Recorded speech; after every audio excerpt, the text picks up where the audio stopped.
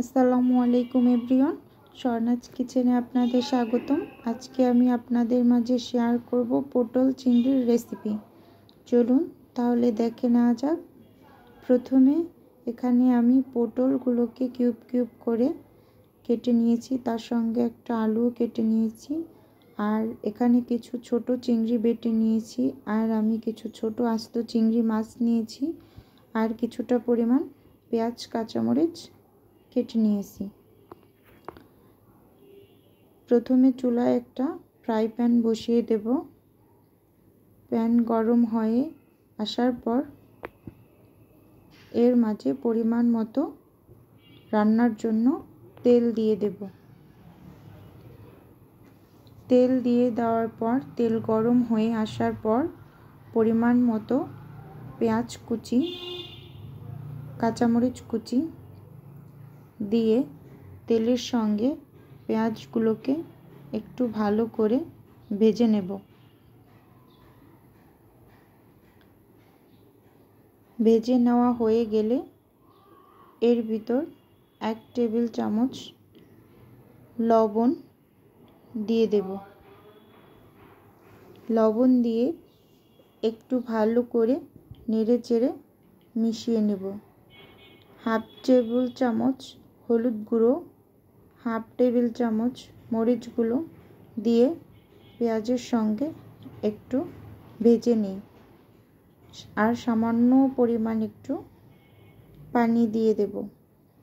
এই রান্নাতে হলুদের পরিমাণ একটু কম দিতে হবে, না হয় পটলগুলোর কালার নষ্ট হয়ে যায়। এখানে আমি আগে থেকে বেটে রাখা ছোট চিংড়িগুলো দিয়ে দেই, দিয়ে সুন্দর করে নেড়ে চেড়ে মশলার মধ্যে কষিয়ে নিই। বাটিটা ধুয়ে সামান্য পরিমাণ পানি দিয়ে দেই। পানিটা শুকিয়ে আসা পর্যন্ত অপেক্ষা করে এখন এর মাঝে ছোট চিংড়িগুলো দিয়ে একটু নেড়ে চেড়ে ভেজে নেব।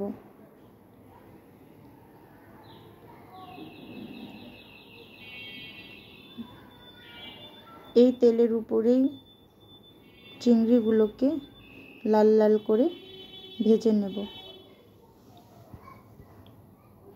এই রকম হয়ে আসার পর চিংড়িগুলো মশলার ভিতর থেকে তেল ছেড়ে দেওয়ার পর আগে থেকে কেটে রাখা পটলগুলো এবং আলুগুলো একসাথে দিয়ে দিই।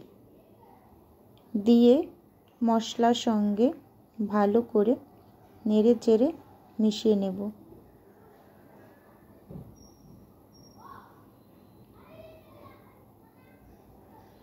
মিশিয়ে নেওয়া হয়ে গেলে রান্নার জন্য পরিমাণ মতো পানি দিয়ে দেব।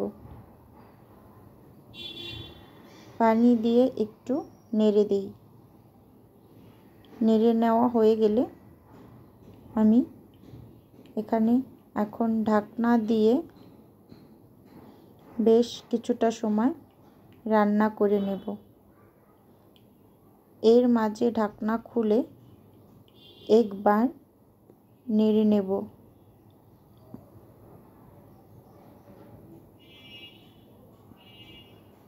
নেড়ে নেওয়া হয়ে গেলে আবার ঢাকনা দিয়ে ঢেকে পানি শুকিয়ে না আসা পর্যন্ত রান্না করে নেব।